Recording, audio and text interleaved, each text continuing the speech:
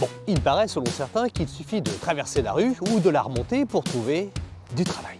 Hôtel, café, restaurant, je traverse la rue, je vous en trouve, ils veulent simplement des gens qui sont prêts à travailler, avec les contraintes du métier. Ouais.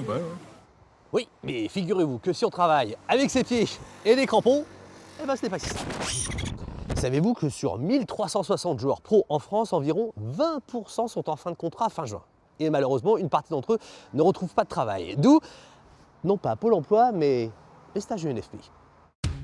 Chaque année, depuis 1990, il y a donc ce fameux stage qui permet à une vingtaine de joueurs de se préparer pendant 5 semaines. L'idée, c'est de s'entraîner en collectif et de participer à des matchs. Cette année, 7 rencontres avec différents clubs de National, Ligue 2 ou Ligue 1 étaient au programme. Et le but, c'est d'avoir du temps de jeu, être dans le rythme, bien sûr, repéré par des clubs.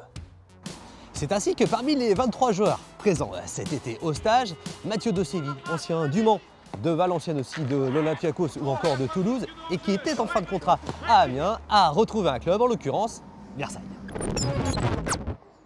Selon l'UNFP, 70 à 80% des stagiaires retrouvent un contrat pro à la fin du stage. Oui, mais attention, les places sont chères, les premiers inscrits sont les premiers servis.